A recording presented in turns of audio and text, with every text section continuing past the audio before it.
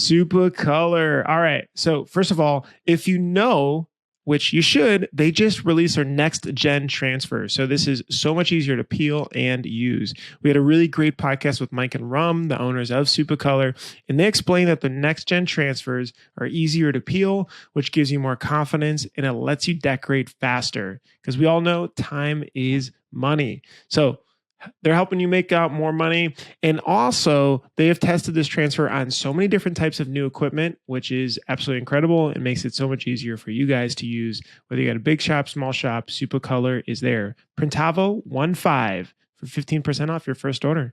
Thanks, guys.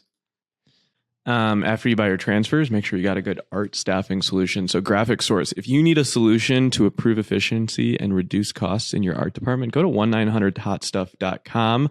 There you'll meet Mr. Nick Wood, Brent, Lucas. Graphic Source offers industry-leading outsource options for your shop by truly becoming a part of your team. They plug and play with Printavo and other shop management softwares.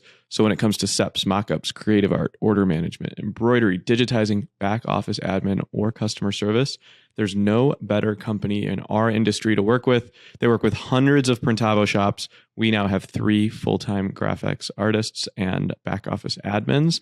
So hit them up and you'll get 50% off your first vector, SEP, or embroidery order. Thanks so much, Graphics.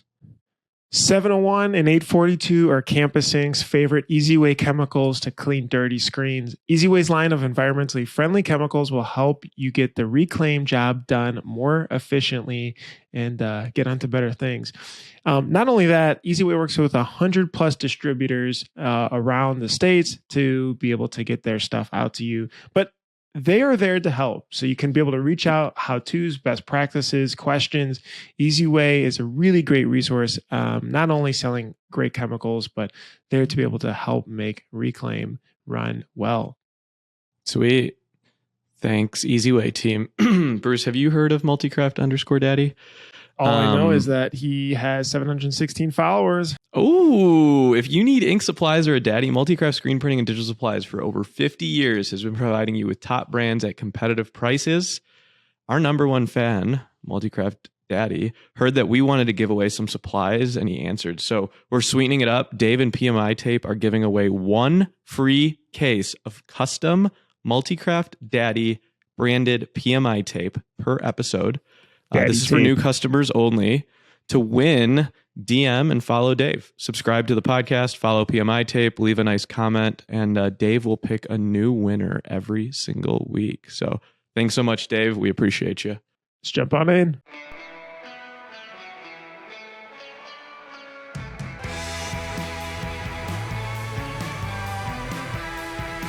All right. What's up, Mr. Chris?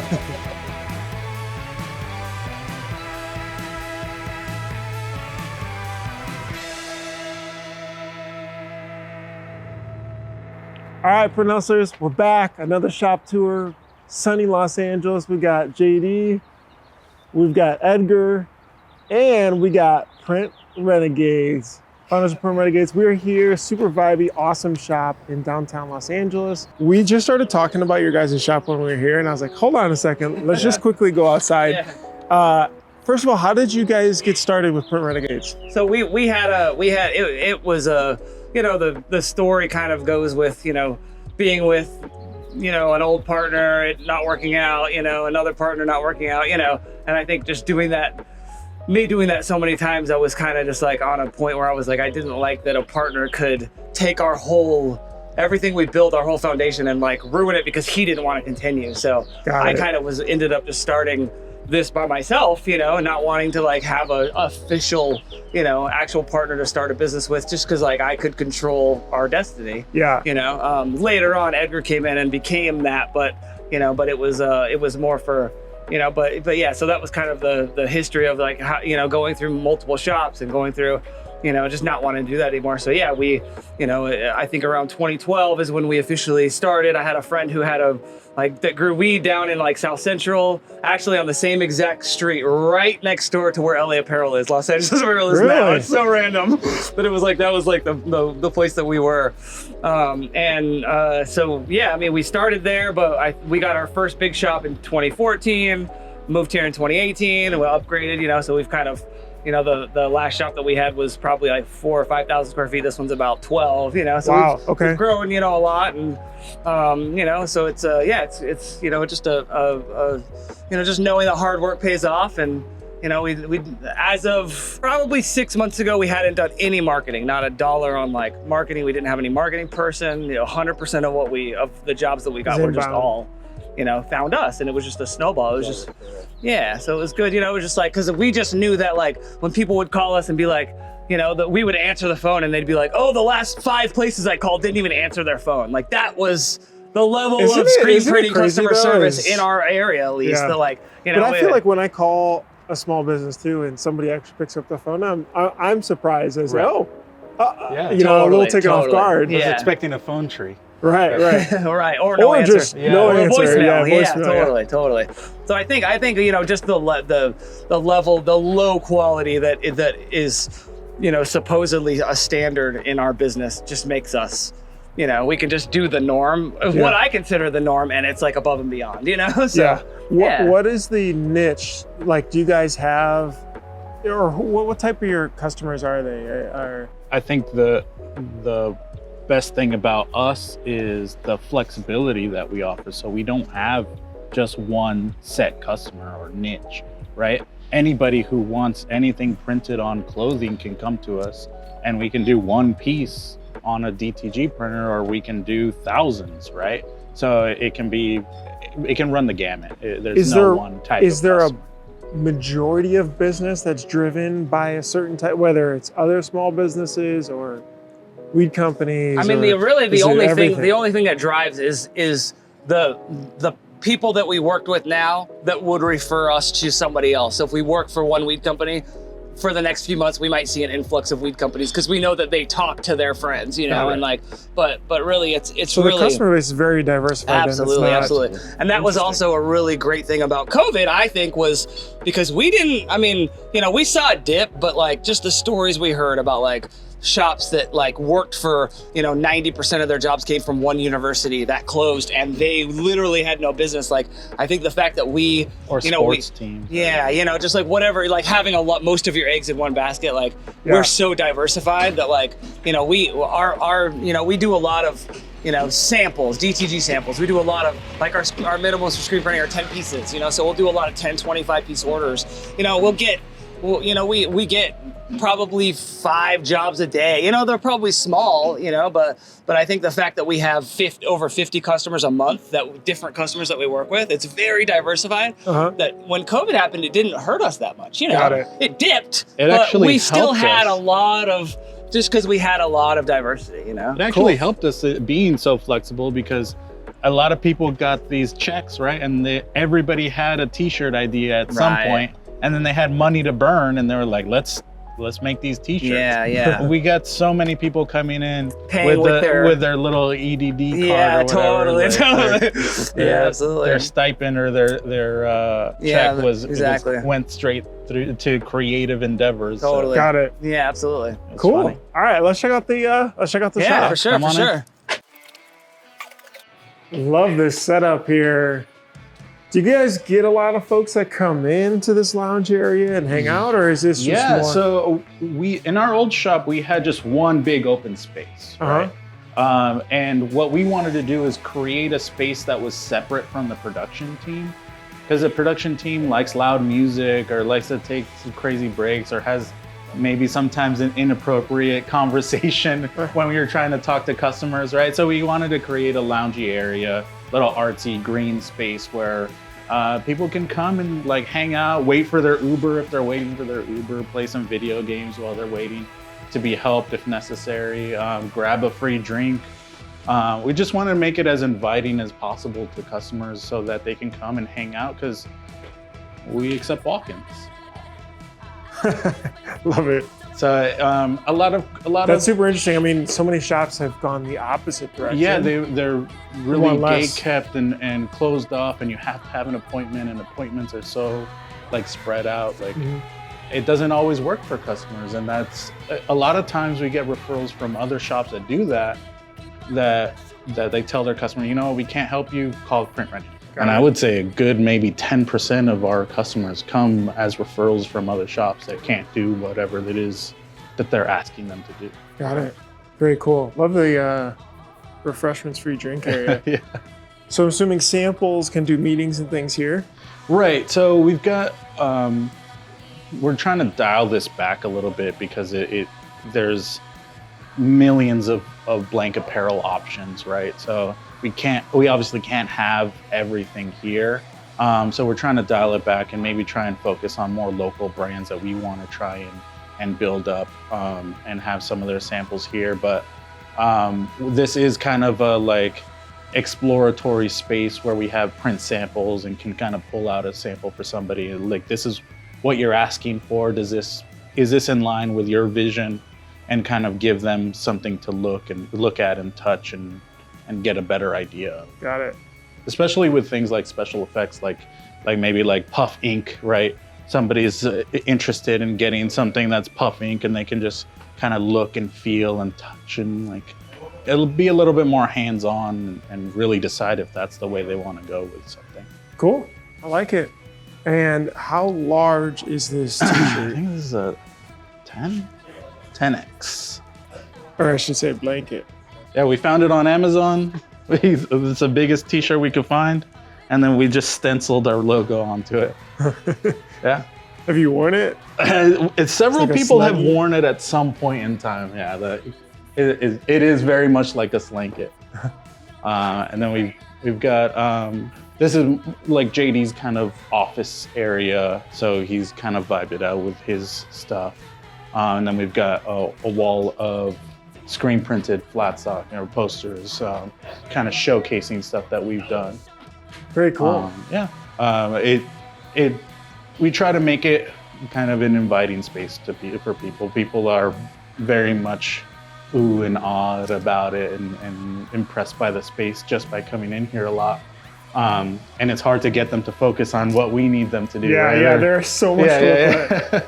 Very So vibey. yeah, why don't we come back around this way?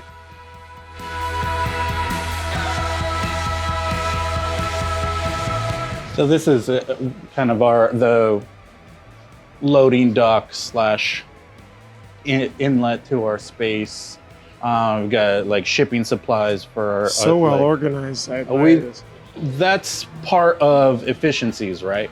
Is we try and be as efficient with the space and stay organized and stay clean because it makes things much faster, right?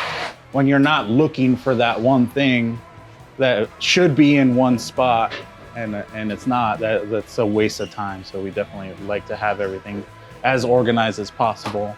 Ooh, interesting step. So is this, walk me through this flow here. Yeah, so these are finished orders, right? So when somebody comes in to pick up an order, we like to bring them into this space, and we usually have a sample laid out of whatever it is their job was, so that they can see a sample of it and see what it looks like, and they get all excited about it, right? They're like, oh, it looks great. So the one sample's on top and the rest is down below? Right, and we usually just box it up and put it underneath. There's cool. sometimes where there's too many boxes to put here, but we still put a sample out and kind of accumulate the rest of the boxed up order somewhere else. Do you find a lot of customers come pick up? A lot of our customers pick up. Yeah, we haven't really had to ship too much until maybe later in COVID, really. That's when COVID hit, we were just like, okay, we need to start offering shipping or like curbside pickup, right? And we started shipping stuff out, but really maybe 10% of our orders get shipped out. Most of them get picked up. Interesting. Yeah. That's cool. Or messengered. So all these, let's call it 10 or so slots. It's got the sample on top here. Right. It's got the rest of the order on the bottom. And I'm assuming, you're just pinging them to come pick it up. Or someone in the front office is coming to pick them up. Right. So, I mean, we kind of walk them back here because we want the space to be inviting, right? Yeah. As much as we don't want to bring them into like the production area for insurance reasons, we definitely want them to come back here and get a sense of what it's like in the production setting, right? Because it like you mentioned before, it's kind of a vibe, right? Like This, even just like this wall. right. Like, who did this? Is this a local artist? A friend of ours was a muralist, a graffiti street artist named ZLA. And he's been a friend of ours for a long time, and he's done a piece at every shop we've had. So before we were even in this space, he came in and he did this wall. And we've had and he's referred other artists to come do more artwork. This is a big LA artist called Scepter, and some more artists from the Joshua Tree area, other guys that found us on Instagram. And we'd like to make it an art space and kind of have that gallery feel and really make it inviting and cool to see. Yeah. Because then it invites people to come and pick stuff up on the, like, oh, I want to go back to that space, right? And come pick that stuff up. Is this a secret door? It is a door back into JD's office, yeah. Oh, gotcha. Okay, cool. Yeah. What's this about? Completed orders protocol. Yeah. So, I mean, we just want to keep it. We don't really have an area to sit people down and train them, right? We don't sit people in a room and have them watch videos. So we want to make things as easy to comprehend. Somebody new comes in and be like, hey, make sure you're following this, right? So when an order is done, follow this, make sure you're checking that off, and make sure that everything gets, there's a sample laid out on the counter, the packing slip goes in the slip, and then the boxes go underneath with their name on the box. So, I like it. Yeah. And if there's more boxes, I'm assuming you just throw them in the back and then... Yeah, so that's a big thing, actually, is as a company, and JD's a big, like, eco-conscious type of person, that we've adopted that sense of being eco-friendly and trying to reduce our carbon footprint and all this stuff that's become trendy now, we've been doing forever, right? We've made sure to limit our trash. As a shop, we make maybe one trash bag of trash a week. So like we try and limit that and try and get it down to as little as possible. All the boxes that get shipped to us get reused. We wanted to create branding for our boxes, but it's just so expensive and it's such a waste. So what do we do with all those extra boxes that come in all the time? So we've repurposed them and we've gotten our packing tape on it, so we put our branding on it as best as we can.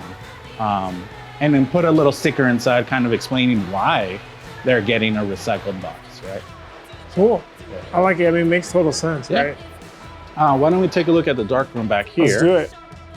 We got the washout booth here and the darkroom right next door. You're welcome to walk in here if you like.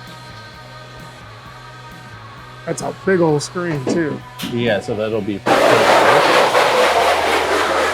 And he's about to burn another one right here too, so.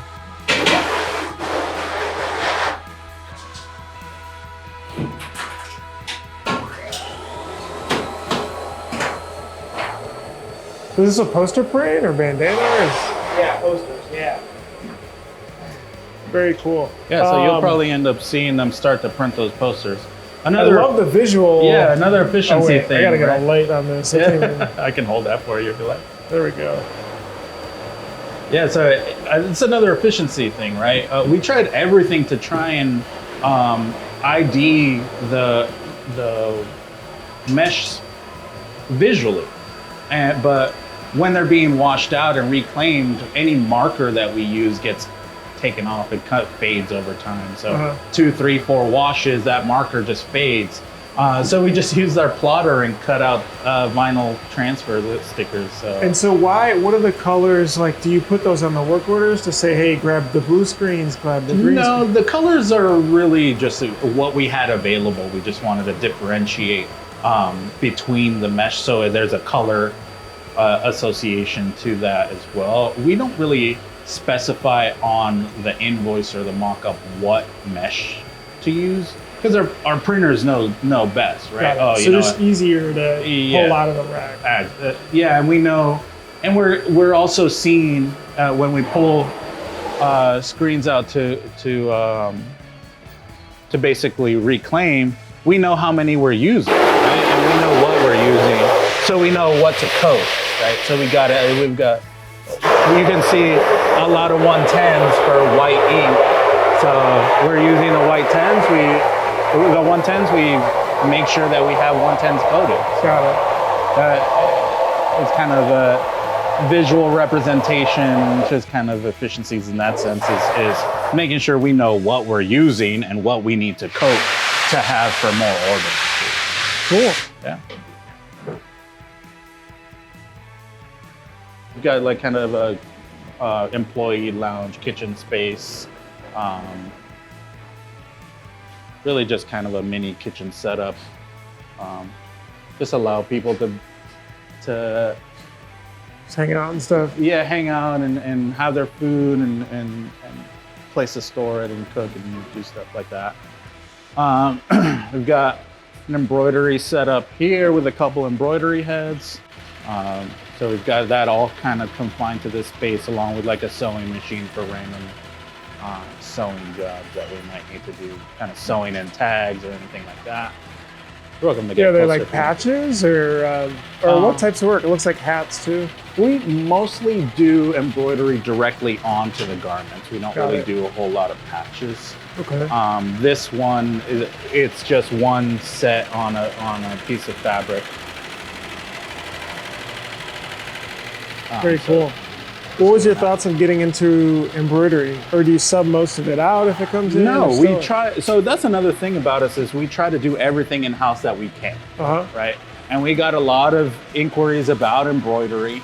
So we're like, okay, maybe we can just get an embroidery head and do smaller jobs that way, and then just maybe refer people out who are doing big jobs. But then kind of that snowballed, and we got a second thing, and we can do maybe a few hundred pieces.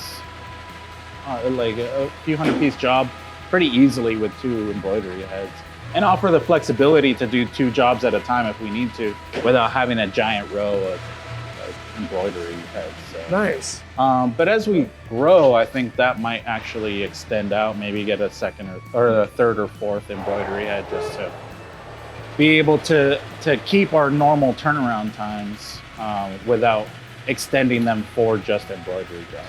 Got it. I notice you have a ton of these really nice big tables everywhere. Over Yeah. here, over there. We'll go walk on that end. But So we built these actually because we wanted, this one came from our old shop.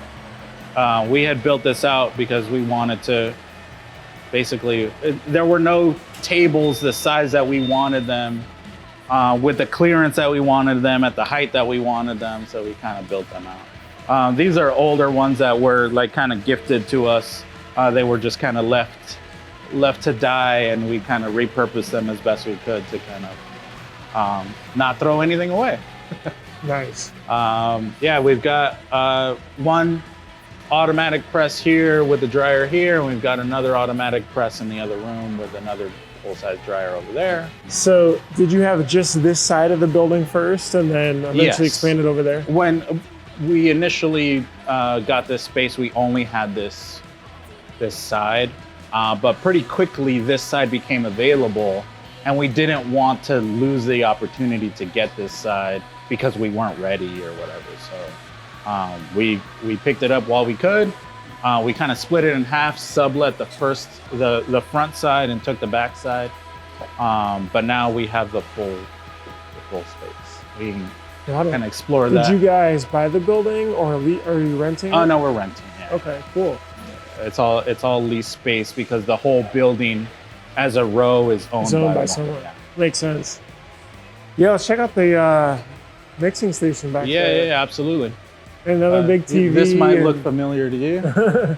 Yeah, so originally we had everything kind of mapped out on this whiteboard, right? Uh-huh. So we had kind of a schedule of what was going to get done on any specific day, the job names and check boxes as to where they were in the production status, right? And as we started using Printavo more and more, we found this to be obsolete, right? So we were like, why not just broadcast the calendar on a larger screen so that people can see it and it's updated, right? Got it. Like every time it refreshes, it updates. Do you do any like morning? Do you do any like morning meeting or anything around jobs that need to be worked on? We do kind of like one morning meeting a week. I feel like meetings can be really kind of counterproductive. What do you do for the weekly one? We really just go over what's on the docket for the week. Got it. Make sure that we have the screens we need. Make sure that everybody's on the same page as to what they're going to be doing. We don't, compared to other shops, we don't have one person that does each job, right? We found that for employee retention, it's better that they can do a bunch of different things, right? So we have employees that can run the embroidery machine, or do DTG, or burn screens, wow, okay. or pull off, or catch, or print. I mean, everybody can kind of do multiple things. So we're a smaller team, but we're really flexible. We try and be as nimble as possible. That's cool. Yeah. So those weekly meetings, basically looking over the schedule, seeing where we at, what we need. Hey, we're missing so-and-so screens, make sure that those get burned. This job really needs to get done by this specific day. Let's make sure we prioritize that. Or, hey, we're missing the shirts for these. They haven't come in yet. And kind of following up on all that stuff at the beginning of the week, so we're not really caught by surprise day of. Got it. The art up here reminds me of like a new age Ninja Turtle screen printer. This artist is really big on kind of like comic book art. Okay, cool. So it's like his art has actually really progressed. Before he was doing kind of these like stenciled face masks, and then he went into more of a like comic book character, and now he's doing like cats, and he did like it's really kind of evolved. But we're glad we kind of caught this space and kind of exemplified what's going to be here, right? Like the ink space with the squeegees and everything. That's awesome. Yeah, he did that specifically for us. Okay. This is more like empty screens. The ones that have been burned and are ready for jobs are here. And again, we're trying to keep organized, right? Trying to make sure we've got water-based inks on one side, plastisol inks on the other. Are these the job numbers on these? These are the colors. Oh, okay, okay. So the Pantone colors. So they're especially if they don't need to mix a whole lot of it, they're mixing it in cups and just kind of using it as they go. And then what we do is also to maintain some level of efficiency is kind of take one color and either mix something else into it to make whatever color we need instead of mixing a whole new set. Mm-hmm. So we'll take whatever we have that's closest and mix it to that color, or make a new one if we really need to. But most of the time we can just get away with kind of taking one that we already have and remixing it. Got it. Super random. Do you know what this beam was from right here? So this these like are crazy. These buildings are all like old railroad like storage facilities. There used to be a train track that went out from on the main street. The road. So these were all kind of where they would offload the trains. And this is just all structural from the beginning. They've got all these big asbestos fire doors that are all contained in metal.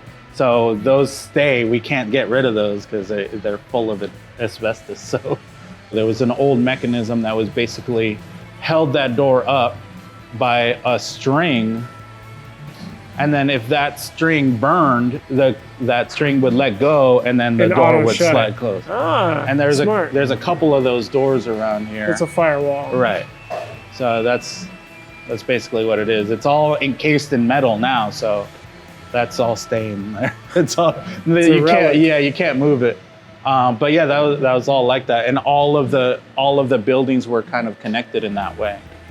So that's they segmented them off and leased them out as individual spaces. But yeah, this is because I guess you could see it too with this older archway. Yeah, this back alleyway doesn't go anywhere. It's just part of the train yard next door. So like you'll see golf carts kind of running back and forth, like taking stuff to the trains. Ah, neat. Yeah. Did you were these specifically for squeegees? This racks? I believe they are. Yeah, I'm pretty sure they are. Yeah, we again just trying to keep everything as organized as possible, like making sure everything is in its place and it's easily found, and nobody's kind of like, hey, have you seen XYZ? Yeah. So, That is the most efficient way, by the way, of Yeah. getting around. Is the I don't know what you call it. Like it's not necessarily a one wheel or wheelie. It's like I mean, when they were really popular, they were calling them hoverboards, but yeah, that's right. I mean, yeah. So everything's taken back here, counted in these nice big tables. Yeah, we keep like all this stuff that for jobs that are coming in. Some of it is here, some of it is in the other room, depending on where it's going to be printed, and then it's all kind of counted and stacked and prepped on these empty boxes go underneath, which will later be repurposed for completed orders. Got it. And you still do quite a bit of posters then too, because I see the paper cutter back here as well. Yep. And then obviously the is that the old M&R poster? printing? I forget the acronym, but it's not that old actually. Well, we can take a look at it in a sec. Poster jobs come in waves. A lot of like bands? Yeah, a lot of bands will do printed merch, or artists will decide they want a screen printed poster instead of a glisse or just a digital printed one. Right. Yeah. And it gives it a way nicer texture. It's more archival. It's more of an art piece than a digital print, really. Like a rolled up poster you would get at like Walmart or whatever, right? So if it's like a nice thick cardstock, we try and keep some cardstock here and cut it down to size when we need it. But most of the time we order everything on demand just to not have stuff kind of sitting stagnant for too long. But yeah, the paper cutter comes in clutch. Not a lot of places have a paper cutter or charge you a ton of money to cut paper down for some reason. Comes in pretty handy. This is our independent DTG room. Yeah. So DTG, it obviously needs to be temperature controlled. So we built this room out, have some AC units in here. We've got a couple Epsons running and our smaller belt dryer because we don't like to press them dry. It gives, when you run them through the belt dryer, the texture of the DTG print feels a lot nicer than the plasticky type of heat pressed version. Got an old pre-treat machine that we don't use. We've got a new one on the other side. So what are the types of jobs you feel like you're putting through DTG for screen printing? Obviously that one was a pretty high color count. Yeah, so the press that we currently have maxes out at 8 colors, but realistically with flashing and cool down stations, I can maybe do 6 or 7, right? And we've been able to maximize that to the best of our ability and get some great prints with 6 or 7 colors. But sometimes people want something that's really photographic, right? They want a picture of their old dog or their grandma on their t-shirt. And there's no real way to do that with only 6 or 7 colors and have it look photographic, right? There's no real way to do that in screen printing in general. It's like, it's always gonna be half-toned and kind of stylized, right?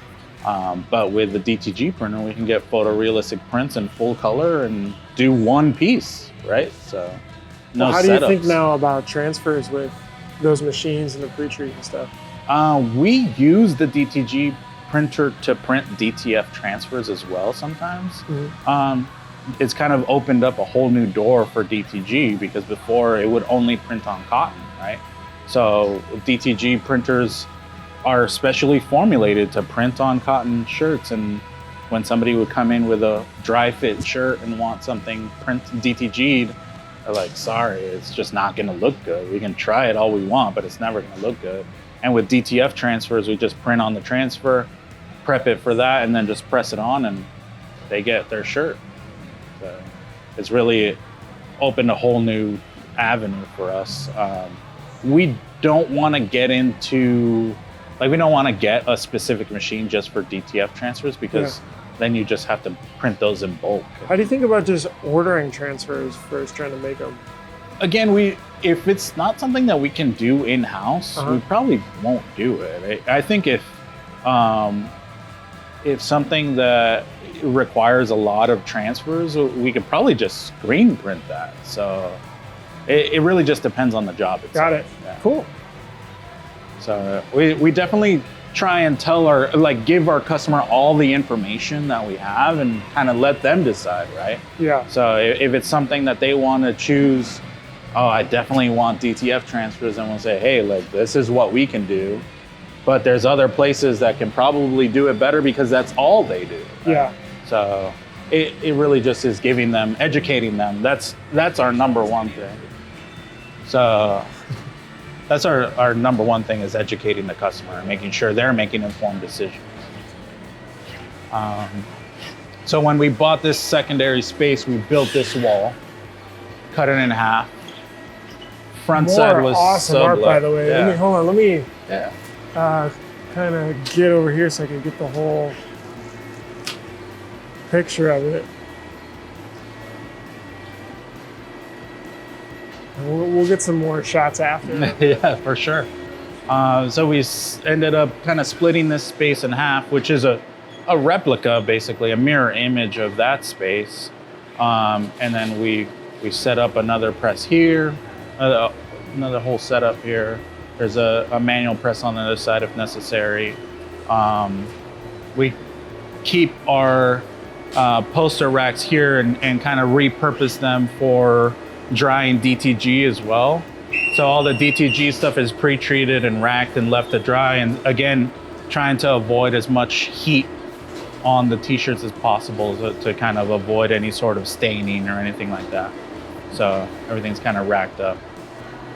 And then it's all done ahead of time, again, to stay as efficient as possible, so that when the order comes in, we pre-treat it right away. And then as soon as it's scheduled to get printed, they have everything they need to get going on. We've also got a larger exposure unit for larger screens if we need to. Yeah, this is a big daddy right here. This has definitely come in handy a couple times, especially when somebody wants something like an all-over print or something, and we've got to print an oversized screen. And then we've got our little tool section and kind of have it tucked away back here. And this is JD's little kind of pet project. Ooh. So JD's always grown up with music, him and his brothers. And they always wanted a studio space, and they built this out in the little corner in the back. And they come in here and jam, and I wish I was more musical. I don't take advantage of the space as much as I should, but they've done a really cool job of soundproofing it and stuffing a bunch of equipment in here. And Yeah, this is so cool. yeah, so they have a lot of fun in here. This is definitely, as a kid, there's certain dreams I feel like, if you're into skateboarding, you Right. want a skate shop. Yeah, If or- you're into music, Or a you half pipe or something. Yes, or, yeah. Mini or an ramps empty in there. pool or And then something. you get yeah. older and you're like, I don't really Yeah. want a mini ramp in the backyard. Right. Or, you're a Yeah. musician and you want a studio space. So in our old shop, we just had a drum kit kind of set up at the front of the shop, and it was just kind of a statement piece, and JD would rarely kind of bang on it, but yeah. we just had it out on display, and then we brought it in and kind of fixed it up and cleaned it up and kind of repurposed it and put it in here and hung up some old guitars. And yeah, it's a fun little space, especially if you like to jam out, and a lot of people will come and kind of hang out, and Right. another little kind of Easter egg space that we've kind of set up. Is this like for a cat or Yeah, something? to go up? JD's cat would, sometimes when he brings the cat to the shop, it will kind of That was a wild that guess. I was cat like, in. it's either a rat or like Yeah, a no, it's a dog or cat cat. It's always awesome. Just as an adult to be able to have those toys and actually set it up. Right? I admire it. I mean, it's just one of those things that you never think that you're going to be able to get to build. And Right. the opportunity comes up, and we have people that we've printed for that helped us kind of build out the space. Like sound panel company that we printed for. that practically donated the sound panels, and like other bands and stuff that have donated old equipment or like have helped us kind of set it up. So it's That really is so cool. space, yeah. So we're trying to get away from printing anything out, Got it. going more the digital route. So we've got these iPads available that all have the Printavo. Purple iPad, red iPad.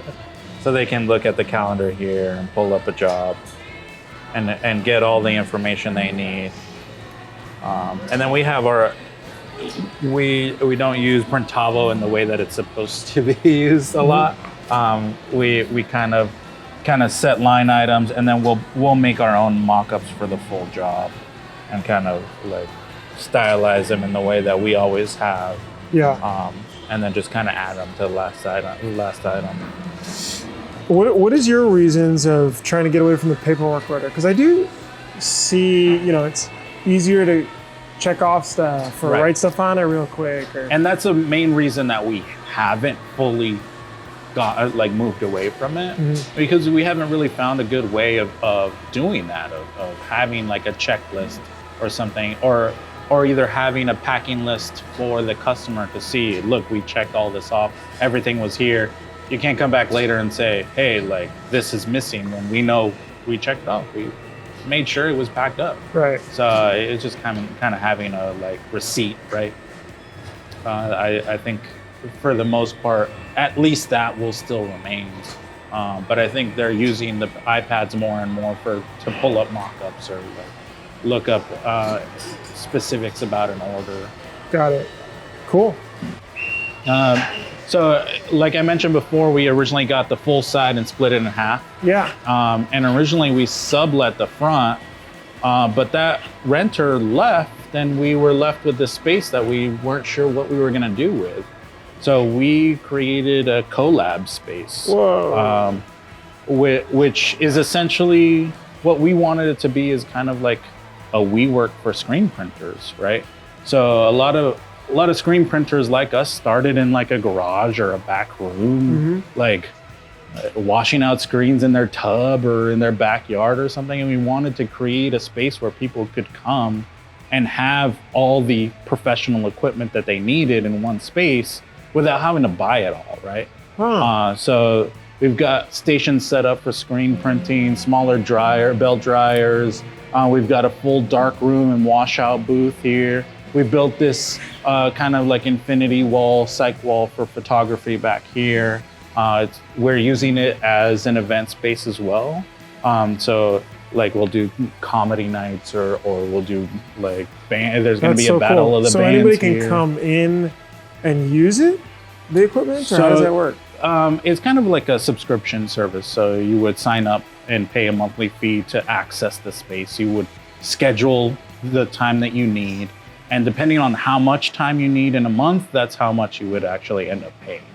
So if you're gonna need it a lot, you're probably paying close to like maybe $1,000 a month for like 80 or more hours of on-press time, and then you also have access to all of the space, right? If you need a photography space, or you need to burn screens or wash them out, we've got it all set up here. But then if you only need it maybe one weekend a month, you could just be spending $300 a month, and even then the amount of time you're allowed to use it ends up breaking down to maybe $15 an hour, or a day, I should say. Wow. Interesting. So yeah, we've got more beautiful art. We've got another full dark room with its own exposure unit. So is this business model pretty new still, or how long have you been? Yeah, this is still pretty new. Within the year, again, like I think we started it at a time where people were still kind of iffy on whether they wanted to be in an enclosed space. But we maintain that people still need a space to do stuff like this that isn't their garage or their backyard, right? I think it gets to the point where that whatever space they're trying to print in becomes too small or too cluttered, and they need a more professional space, but don't have the capital to buy some equipment. Buy the equipment or to lease space. Right? What a cool idea. So this is our collab space. It is collabprint.com. Collabprint.com. Mm-hmm. Yeah, that's super neat. I mean, you do have a good point, right? I mean, doing it in your garage or in your kitchen or something isn't ideal. You could just hop in, use maybe a little better equipment, knock stuff out, and head on out. Yeah, and we have storage and locker space for people to keep their stuff here. We've got some office space in the front as well.